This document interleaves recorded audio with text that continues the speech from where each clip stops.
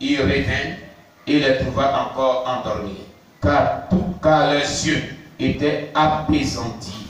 Ils ne surent que lui répondre. Il revient pour la troisième fois et leur dit, dormez maintenant et reposez-vous. C'est assez, l'heure est venue. Voici le Fils de l'homme est livré aux mains des pécheurs.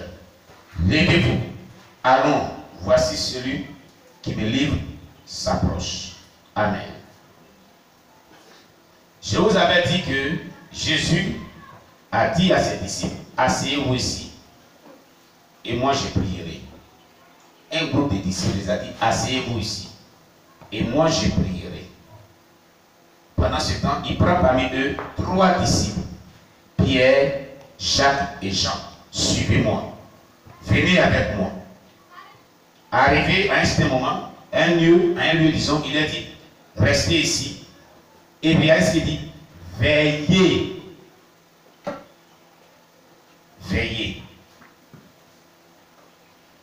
On voit que Jésus distingue 3 personnes des disciples. Il les met à part avec lui. Ça veut dire que ces autres disciples-là n'avaient pas la capacité de faire ce qu'il va aller faire. Ne pouvaient pas vraiment rentrer dans cette grâce. N'étaient pas aptes à pouvoir faire ce qu'il allait commencer à faire. Amen. Amen. Amen. Mais ceux qu'il avait choisis, qu'il avait vraiment dit aussi d'aller le soutenir, par la suite on voit qu'ils n'ont pas pu faire ce qu'il a dit.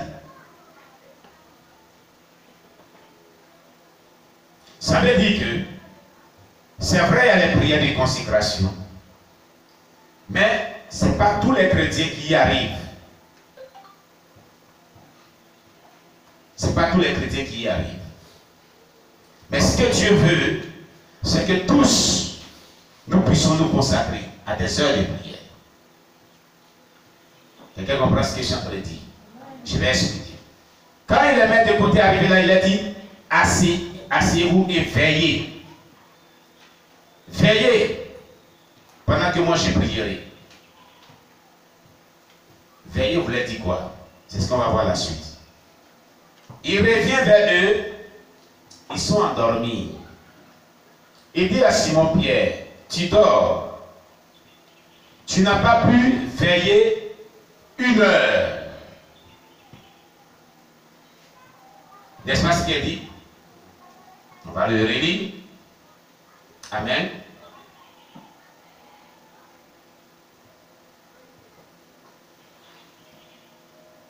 Il a dit,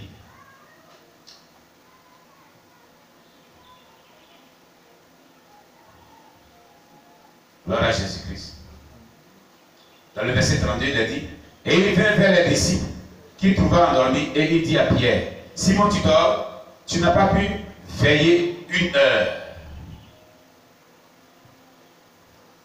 Veiller chez Jésus-Christ voulait dire prier. Se tenir en éveil dans la prière et ne pas dormir. Tu n'as pas pu faire 1 heure. Je vous ai envoyé ici pour veiller dans la prière avec moi. J'ai fait des heures et je viens, je vous trouve, vous n'avez pas encore fait 1 heure. Tu dors. Ce qui veut dire que tous ceux qui l'avaient envoyé là-bas étaient supposés faire les mêmes heures de veille de prière avec lui. Quelqu'un peut comprendre bien? Ce qui veut dire que tout chrétien véritable, en temps normal, est appelé à faire des veilles de prière avec Jésus. Et c'était la nuit. Des prières qui durent pendant des heures. Amen. Amen. Vous n'avez pas pu faire 1 heure avec moi. Vous n'avez pas pu veiller 1 heure. Et maintenant, il va ajouter ce qu'il voulait dire réellement Jésus au verset 38. Veillez et priez afin que vous ne tombiez pas en tentation. L'esprit est bien disposé, mais la chair est faible. À cause de la chair qui est faible et qui a tendance à pécher, pour nous discréditer, pour nous compromettre par rapport à notre salut, Jésus nous demande de veiller, de prier. Donc de faire des prières de consécration, des heures de prière, de consécration, de veiller pendant des heures avec lui. Quelqu'un me comprend bien?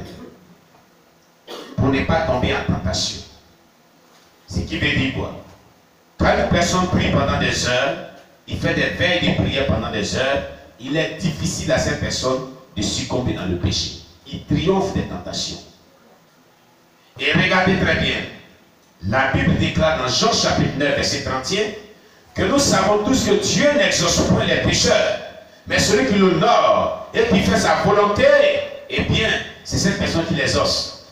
Écoutez, si vous veillez et priez, vous priez pendant des heures, et vous consacrez à des veilles de prière pendant des heures, et que vous ne pouvez pas succomber à la tentation, vos prières seront exaucées. Tout ce que vous demanderez à Dieu, Dieu vous l'accorderá. Alléluia.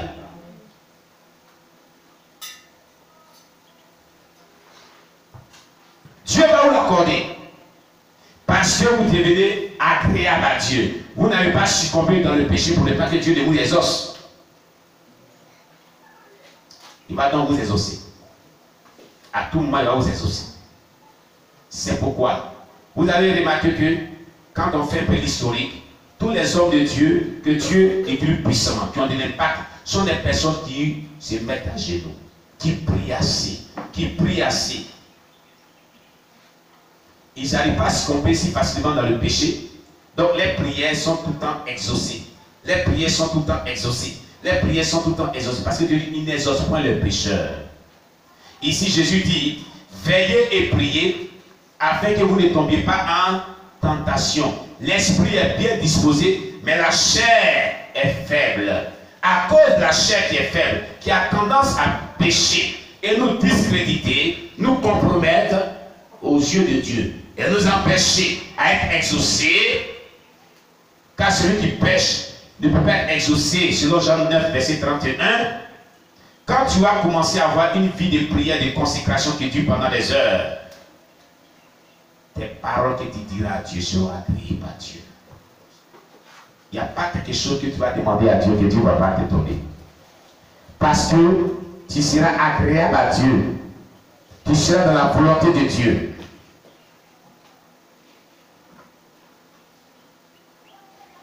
Tu es en train de honorer Dieu et tu es en train de faire sa volonté.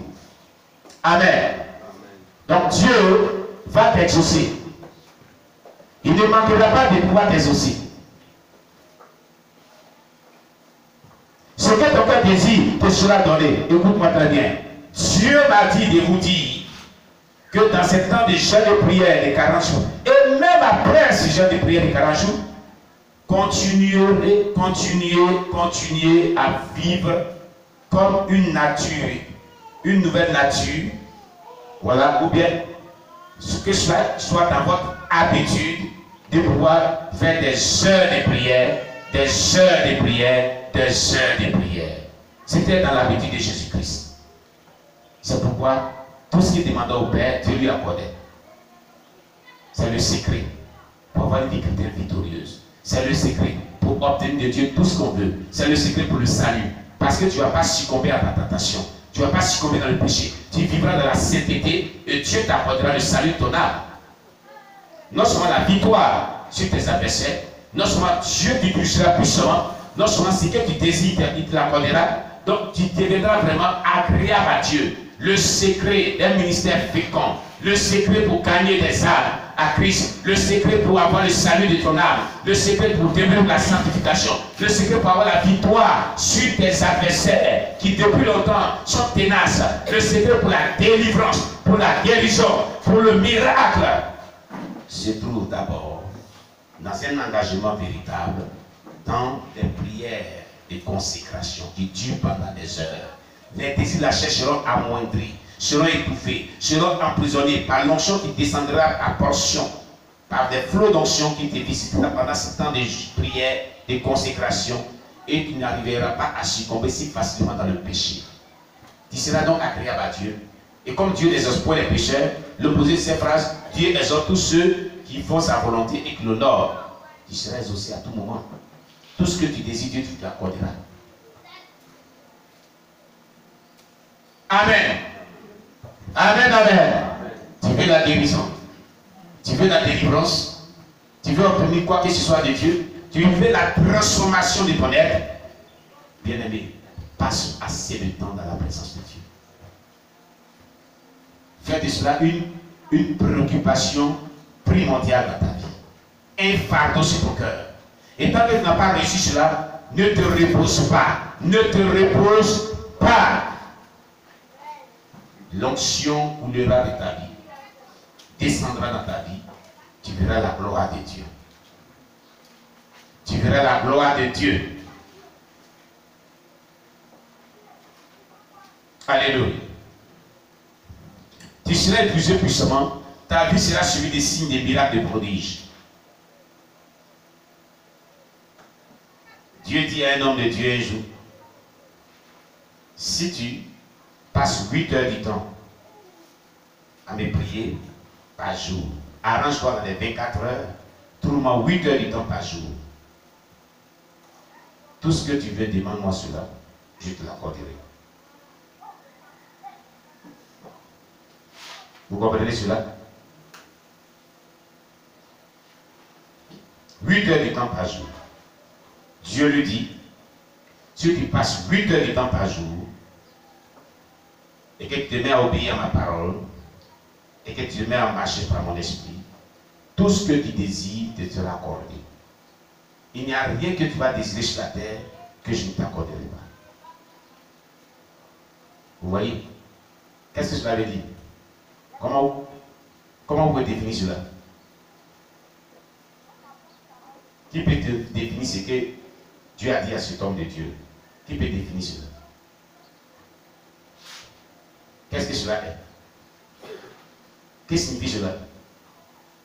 Oui, espérance. Cela signifie que, puisque le Seigneur lui dit, si tu passes 8 heures de temps par jour Oui. en ma présence, Oui. tout ce que tu désires te sera accordé. Oui. Ça veut dire que l'intimité qu'il va avoir avec Dieu pendant ces 8 heures, l'obéissance d'abord même à ces 8 heures de temps, c'est une consécration à l'éternel. Oui. Et du coup, à partir de ce moment, il y a une intimité, Oui. il y a une alliance qui est scellée entre lui et Dieu. C'est ce qu'il voulait, le mot alliance. Dieu passe un accord. Il passe un accord. Une alliance. C'est Dieu lui-même qui lui impose là. Il passe un accord, une alliance avec ce dernier. Si tu le fais, voilà ce que j'ai fait. Tout ce que tu me demanderas, je te l'accorderai. Il n'y a rien que tu vas me demander sur la terre que je vais te refuser. Mais ce que moi je désire pour toi, c'est que je vais devoir faire chaque jour dans les 24 heures, trouve 8 heures du temps, fais-le seulement. Et quand tu fais les 8 heures du temps, obéis à ma parole et obéis à mon esprit saint. Tout ce que tu désires sur la terre te sera accordé. Vous comprenez? Si Dieu avait dit ça à un homme de Dieu,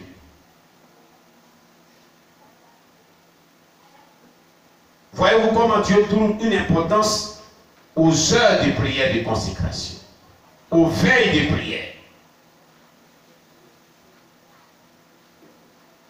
Amen. Amen. Ce qui veut dire que si toi, tu le fais, Dieu va t'accorder la grâce. Tu peux le faire aussi. Pourquoi pas? Qu'est-ce qu'il a dit Paul? Paul a dit, soyez mes imitateurs comme je le suis de Christ. C'est biblique. N'est-ce pas? N'est-ce pas? Cette vie de consécration,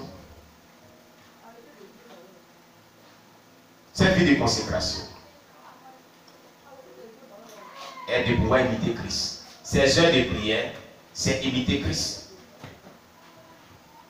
Cela signifie imiter Christ. Il n'a pas quitté là. Très loin d'ici.